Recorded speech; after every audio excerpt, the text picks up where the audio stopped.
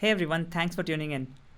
The topic for the day is building a component library in 2021. A little bit about me, I'm Sanket and I'm a software engineer and a co-founder here at Geeky Ants. I'm building native base version 3 right now with my team, and I go by the Twitter handle Sanket Sahu. Great. So building a component library in 2021. I think when we build a component library, it's very important that we build it for everyone, and we should try to build it for everywhere. What does that everyone mean? Is to build an accessible component library. And accessibility does not only talk about supporting the wide range of users and their impairments or anything on those lines, but it also includes supporting say contrast ratio, supporting the different sizes of the screen. And when we say for everywhere, I think I'm more of talking about all the platforms. It's that the component library, if it can support all the three platforms out there, that is Android, iOS, and the web. Let's see how to build one. Great. I'm tuning in from Bangalore, and despite the COVID situation, the city never fails to surprise you with the current spring season that's going on. So these are some pictures from Bangalore, beautiful pink and yellow and everything out there in the city. Anyway, so building a component library for everyone, for everywhere. Let's see. So creating a component usually involves these 5 steps. The first one being the markup, then comes the styling, and then comes interaction, and then states, and accessibility. Most of us forget to add accessibility, which makes it really hard for people to use your component library. Things like, say, when we open a select box and just press, say, the arrow keys, or maybe the interaction. So let's see that in like how to build a component with all these 5 steps. The first one, so let's create a checkbox. The markup of a checkbox would look something like this. So there's a checkbox example that has some text on the right side, and then we have an input type checkbox. We wrap that in a label so that even if the user clicks on, say, I agree, the checkbox should toggle. Then comes the styling. Styling is not something that comes with React itself. So that's open for the end users or the developers to implement the CSS. It can be using vanilla CSS, like you create a class name and then have a key value pair, or maybe with preprocessors out there like Sass, or the recently made famous utility classes with Tailwind or anything like that, wherein you inject all those utility props or utility class names inside your markup itself. And then we have few CSS and JS options like styled components or emotion, or maybe even stitches.js. This is an example of like how you can use the styled.div and then go from writing your CSS in there, and that gives you a component that is styled by itself. So for the sake of simplicity, let's just use vanilla CSS.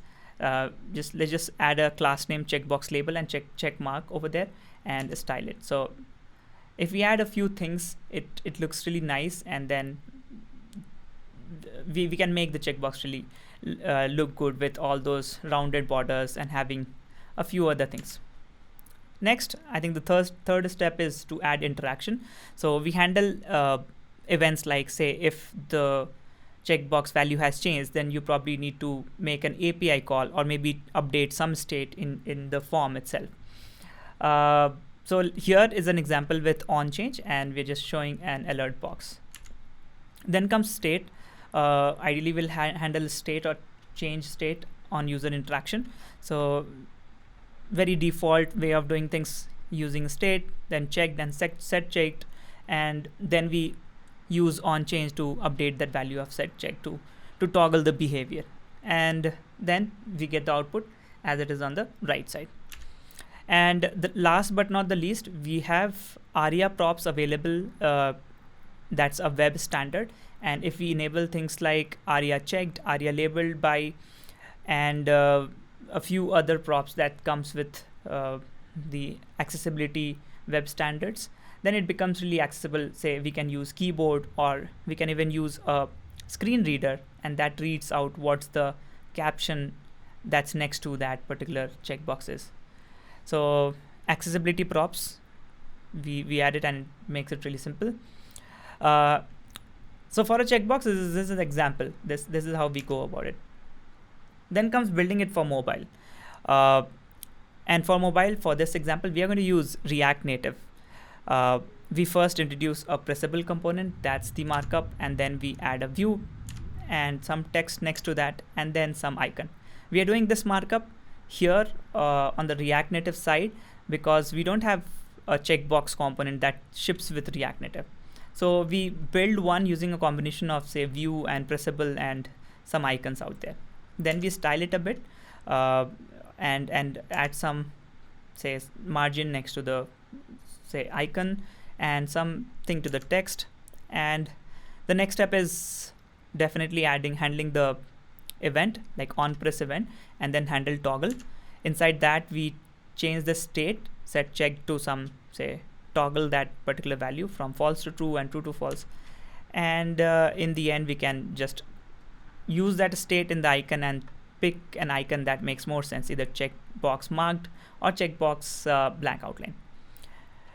And last but not the least is the accessibility. We have some accessibility props available in React Native, which makes it easy for the targeted platform to enable accessibility like screen reader or interactions using whatever input devices that it supports. So here we are using accessibility role as checkbox and then accessibility state as checked. Great. And then Talkback on. Not checked checkbox, I agree.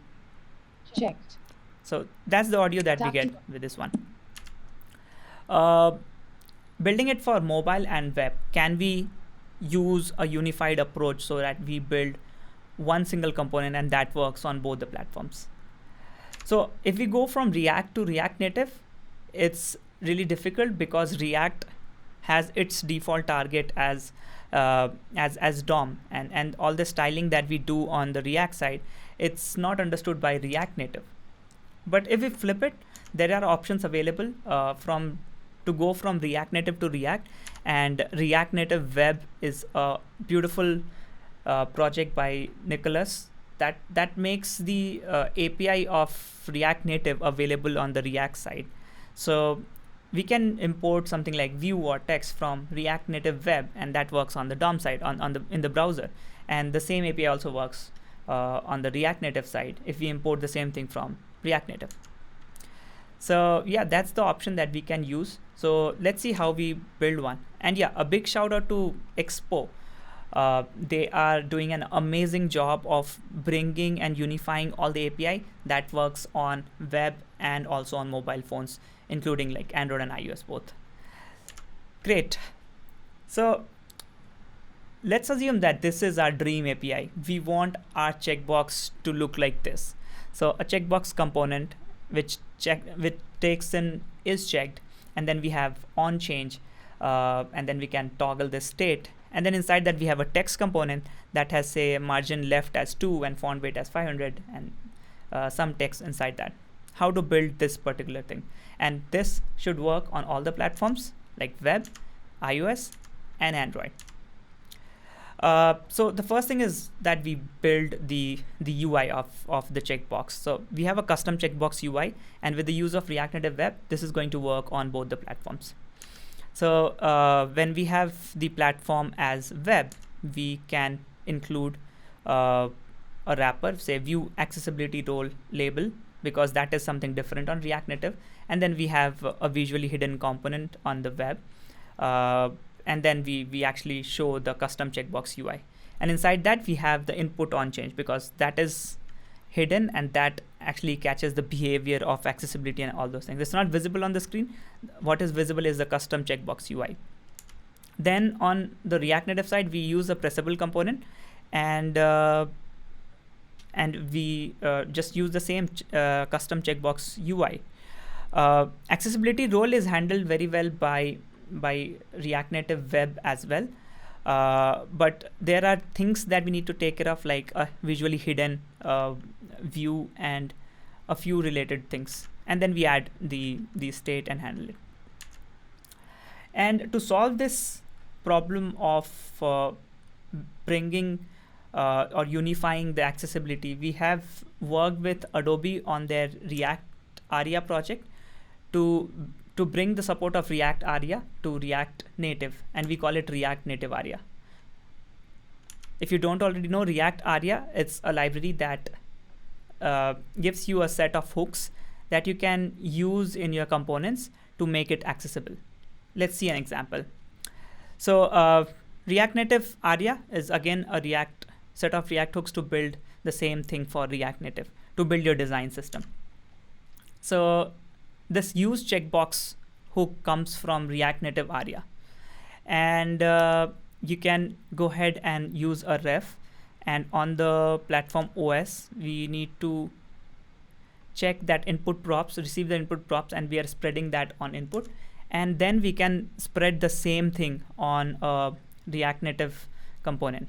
And this use checkbox handles a lot more than just the accessibility props, because on the web, it falls back to React ARIA that enables the support of keyboard and interactions and mouse and focus event and whatnot.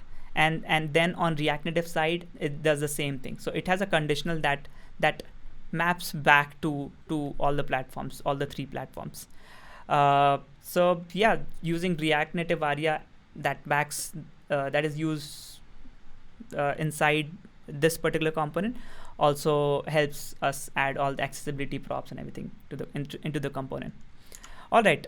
So if we have a look at the things that we need to take care of, we have theming, styling, web ARIA, React Native ARIA, responsiveness, platform guidelines, design system, web and mobile, performance, and whatnot. So building a component library, it's not an easy task. It might take months and months. And building it from scratch, if you're not a big company, then it doesn't really make sense. It always makes sense to fork something else or build on top of an existing component library. And that's why we built Native Base. And now we are happy to announce the next version of Native Base, which is right now in alpha. You can go ahead and check it out at alpha.nativebase.io.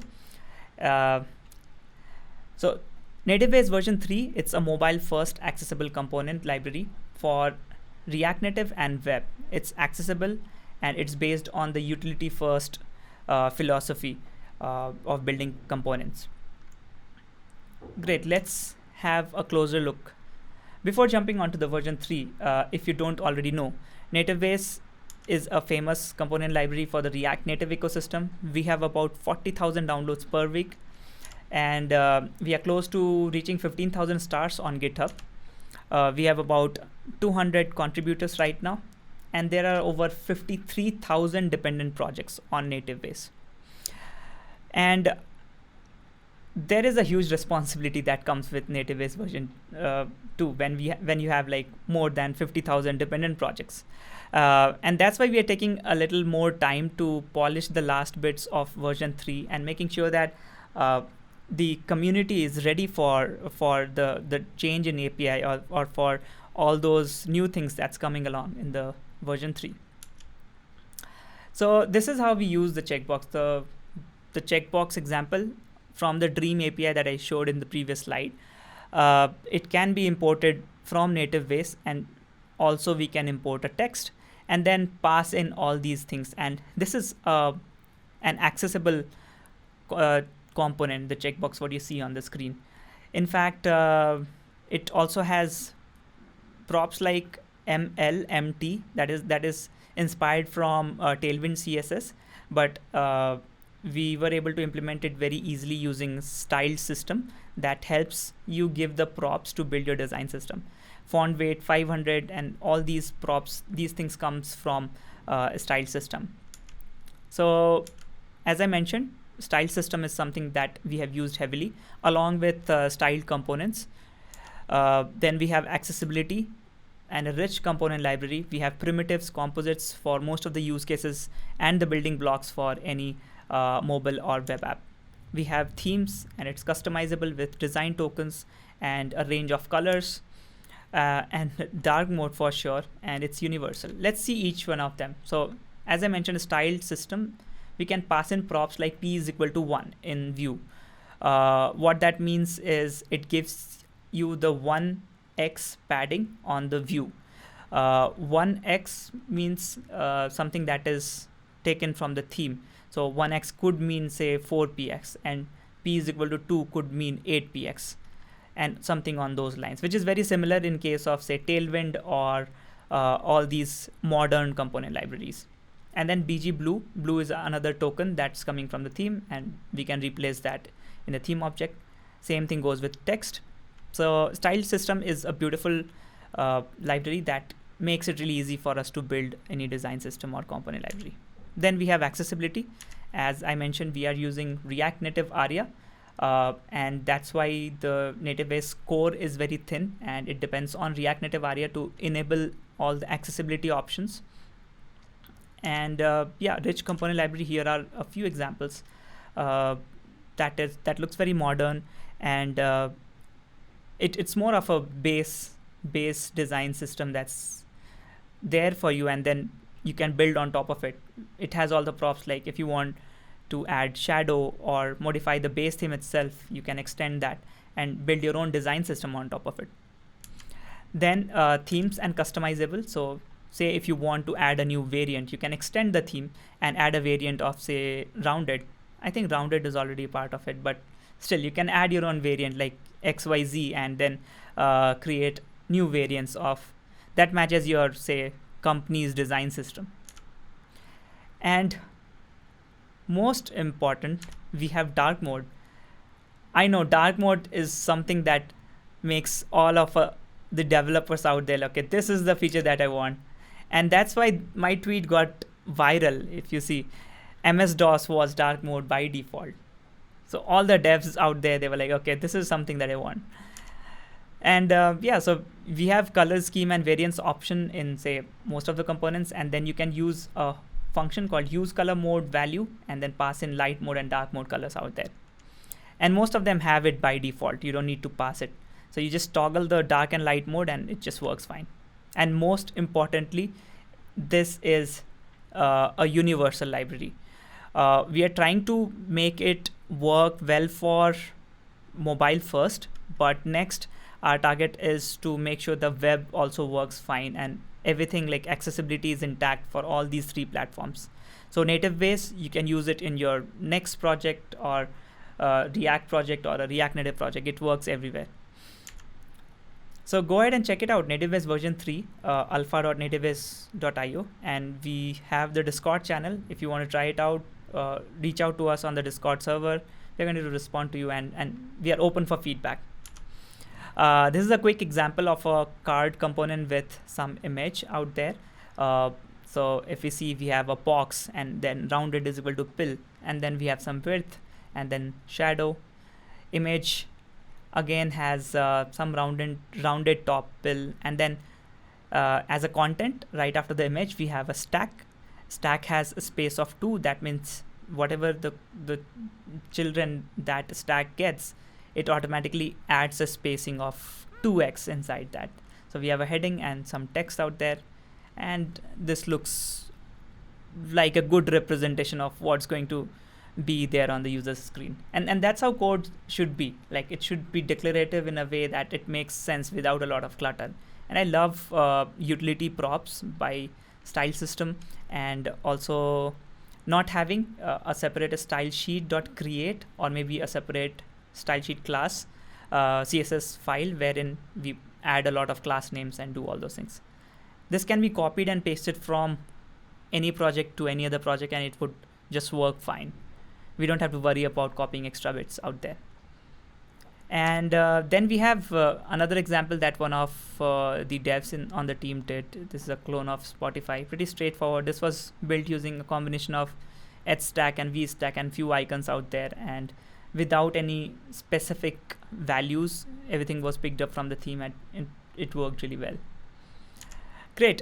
So we have a few things on the roadmap. We are working on animations. We are working on community integrations and more complete support for web. It's more or less there, but yeah.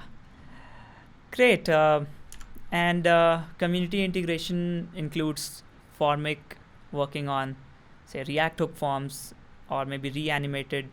And the recently introduced Moti animation is also one thing that we would love to check out. And yeah, so that's about native base. And I have something interesting to share. Uh, this is more of the obvious next step for any team that works on a UI component library, something like that solves a bigger problem. And so we are building a tool that makes it even easier for developers to build, say, screens or apps. So this is a quick demo. This is more of a visual coding tool that we are building. We are yet to announce the name, but most of the things that you see on the screen is done by typing. And as you type, you see things appearing on the screen. It can be adding a text component, adding a caption, and then maybe changing the color to something else, adding my margin top or bottom, and then adding a box after that. Pretty neat, straightforward, and the feedback is instant. And yes, it generates code in in the background, and you can copy and paste the code, or maybe you can write or modify code right here. We are working on it. I think in another few days we're going to announce it. So we have got a very nice component library with all the design tokens, themes, and all the options out there, which is power packed, works on all the three platforms. And then on top of that, we are building a visual coding tool that enables even faster development. And probably down the line, it may be announced for, say, consumers, wherein anyone who has an idea, they can just go ahead and build screens and wire it up with, say, API calls and publish it right there from the tool. Who knows? The future is exciting, and so are we. We are very excited. This is the team. A huge shout out to Ankur, who did the initial efforts on the version 3 of native base. And then we have Himanshu and everyone here on the team, right from Rahman, Rohit, Nishan. Nishan worked on React Native Aria, and Aditya is continuing the work on native base version 3. So yeah, that's from me. We have few more projects that we have contributed to. Projects like React Pluggable, that's a plugin system for JS apps. We have worked on something called as SyncState. SyncState is a state management library that is more of a distributed or more of when you want to do multi-user apps. Then a form library on top of MST, and a design tool called BuilderX, and also API Beats. So that's all from my side. I'm Sanket, and go ahead and follow me on Twitter if you want to stay connected. And my DMs are open. Would love to have a chat and collaborate. Thank you so much. Bye bye.